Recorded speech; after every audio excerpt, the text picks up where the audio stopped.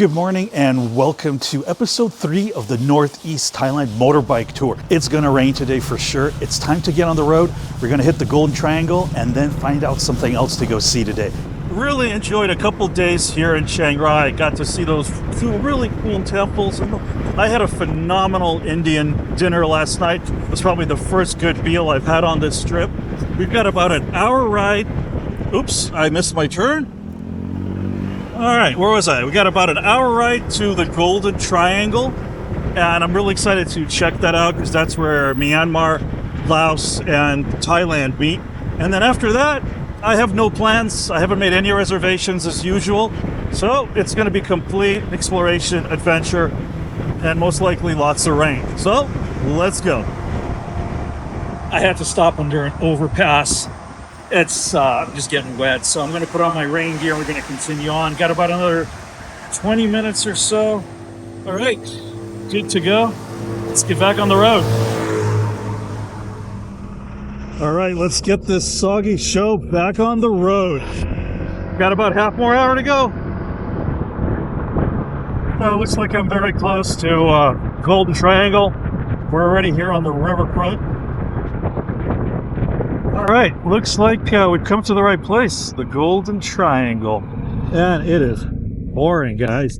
I'm completely soaked because I put on my rain gear a little too late. So this is going to be a fun day. Find a place to park? Let's check this out. All right, let's try and do this. It is still raining, but here we are, Golden Triangle. Had to come check this out. Not a lot of tourists here, obviously, because it is pouring wet. But this is cool. I'm glad I came to see this. Here we have 3 countries converging. I'm in Thailand, over there is Myanmar, and right across the river is Laos, or Lao if you're going to pronounce it in Laotian correctly. So here we are, and this is a notorious drug trafficking area from the 60s, 70s, and 80s. It isn't so anymore, but it definitely used to be very well known for that, with that being the main business in this area back in those days. It's very cool to be able to stand here seeing 3 different countries all converging in one spot. I don't think I've ever done that before. You know, the weather isn't really cooperating, but you know, such is life. That's the way it goes, and that's okay. I'm a little soaked. It's gonna be one of those interesting days because I actually haven't done a lot of rain riding recently. I've done a ton of it in the past, but this is the first time here in Thailand. So this is gonna be definitely a day of exploration. Probably gonna have to find a hotel soon because I'm soaked, but there's still a lot to see here. And I think there's a museum somewhere over here. We'll go try and check that out as well, if it's open today. And right over there on the other side is Laos, and right there is a bunch of casinos. My understanding is that you can actually get a visa for a day, cross over, go gamble, and then come back. And that's why you see so many big buildings over there. A lot of them are constantly under construction. They're building up a bunch of hotels and casinos so people can go over there and gamble, because gambling is illegal in Thailand. We're not going to be doing that today, but I just thought it was interesting to see that. Another giant Buddha statue, and well, I like this sign over here. It says, "Do not take your shoes off." Yeah, I'm not going to take my shoes off because I'm soaked, and I think my shoes are wet too. Let's keep going. Oh, I think I'm ready for some kind of a drink here. I'm just going to give myself some iced lemonade. I got some water, but I could use a nice drink. This is really cool because there's like nobody here because of this weather.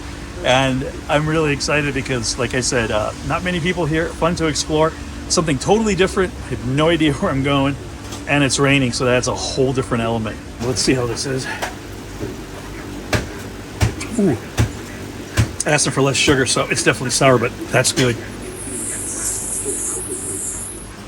Look at these little dudes. They're just hanging out here, sleeping. What a rough life. Oh, I'm sorry. I'm sorry to wake you, sir.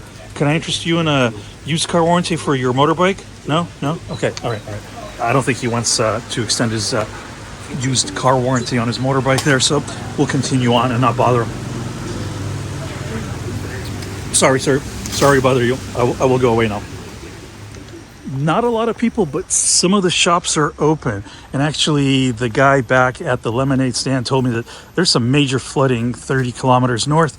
maybe we'll go take a look. But right now, we're gonna go check out this opium museum because of the opium trade that used to be in this area. There is a private museum that's been open for 40 years. He also told me that there is a government museum, but it's not as old and it's not as complete. So I'm curious to go check out the history of this area. But first, I see some stairs. This is Wat Prthat Kuau. Let's go climb those because the museum's over there. Stairs are here. I could use a little exercise.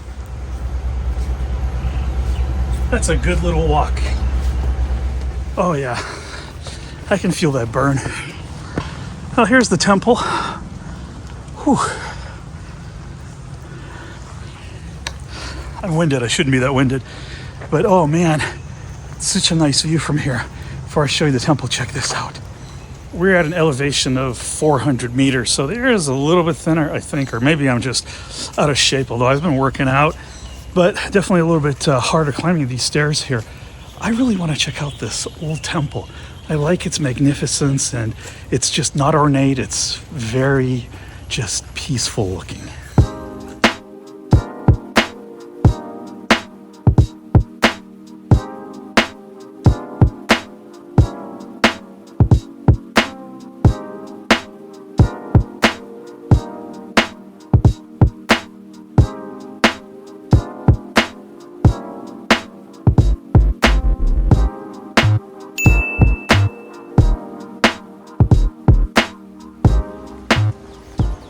Okay, enough of this temple. Let's go check out the Opium Museum. Really curious to see what's in there. And here we go. It is the House of Opium Museum. It's supposed to be the good one, the private one. Let's go inside and take a look. All right, guys, paid admission. It's 50 Thai baht, which is about $1.50. And let's go inside and take a look. I'm pretty curious to see what's going on in here. Wow, this is pretty cool. Was not expecting something this nice. This place is very cool. Both figuratively and literally. Air conditioning is on, and now I'm sweating, and now I'm like in a sauna suit because of this plastic bag, but this is a cool little place. The Golden Triangle refers to the area where opium was densely grown in 3 countries: the Kingdom of Thailand, the Republic of the Union of Burma, which is Myanmar, and the Lao People's Democratic Republic. This mountainous area covers approximately 950,000 square kilometers, all in the shape of a triangle. The center of this triangle lies at the borders of 3 countries and where 2 rivers meet, the Mekong and the Ruak meet. In early times, gold was mainly used to trade opium. Opium, black and expensive, was known as black gold. Due to the tremendous amount of gold passing through, the region was proclaimed the Golden Triangle. Here we have some of the tools used to gathering the substance. And over here is kind of a typical layout of a den where someone would come and use this particular substance. You have wood to keep burning and all the different little plates, the ways to measure it out and sort it and then prepare it. And of course, here is a typical user in this position, which apparently is the preferred position of feet to buttocks while you lie down and smoke. This room houses a lot of the weights and the scales that were used for weighing opium and trading in it. And boy, they have a seriously large collection here with all sorts of different scales, different weights, and just other things here. This is really magnificent to be able to see this. I guess this is one of the weights and it's saying to pick it up. But let's see, how heavy is this? Oh my God. That's got to weigh like 40 pounds, which is what, like 800 million Newton meters? No, it's probably around 60, well, I'd say about 20, 25 kilograms. Pretty dang heavy. And here we have all the pipes used for smoking the substance. This diorama depicts the 1967 Opium War. And this is a depiction of the Mekong giant catfish. And apparently this is true to scale. I couldn't imagine running into a catfish that size. Look at that thing. It looks like it weighs as much as I do. Here's an actual photo of one of these, and it says they can reach a maximum weight of 200 to 300 kilograms and a maximum length of 2 to 2.5 meters. That is just ridiculous.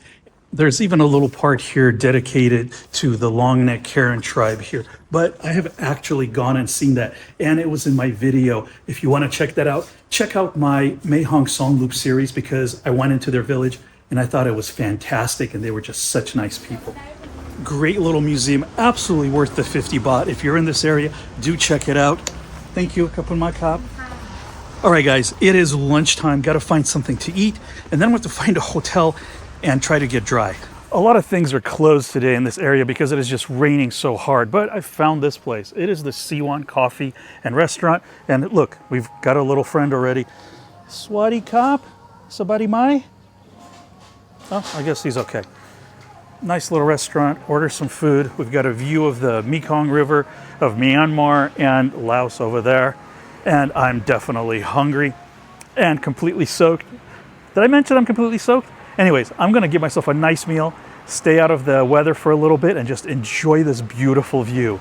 And on days like this, I just want to get something that I know and love. So I got my usual pad krapao gai, which is chicken, basil over rice, and 2 fried eggs. And I think I also ordered some spring rolls. I'm definitely hungry, and this looks really good. But first things first, I got to get rid of these chilies because that looks just a little too much for me. I don't want to overdo it here. Forgot to tell him to make it less spicy. That's okay. I'm gonna take my eggs, I'm just gonna dump them on top, and we're just gonna enjoy this mess. Bon appetit.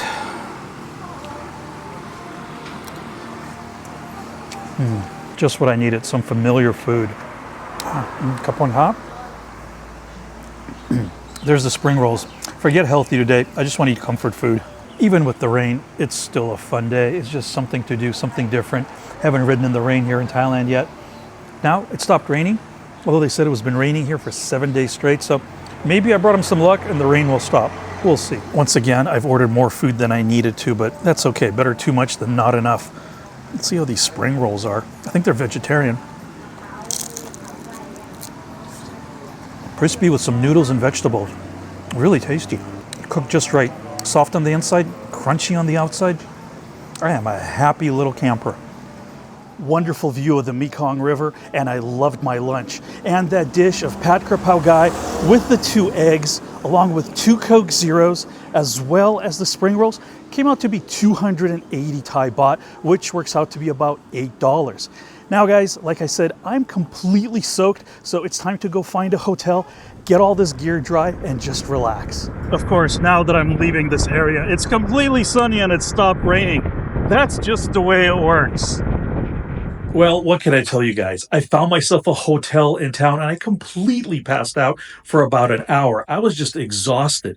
It's been 3.5 days and I managed to travel over 1,000 kilometers and film 3 complete videos. So I think mentally and physically, I was just done for the day. I've got a bunch of my things hanging outside because some of them got wet, and I'm going to just enjoy myself and just chill the rest of the day. So please, check out some of my other videos. Guys, please make sure you take care of yourselves, and I'll see you all very soon in another episode.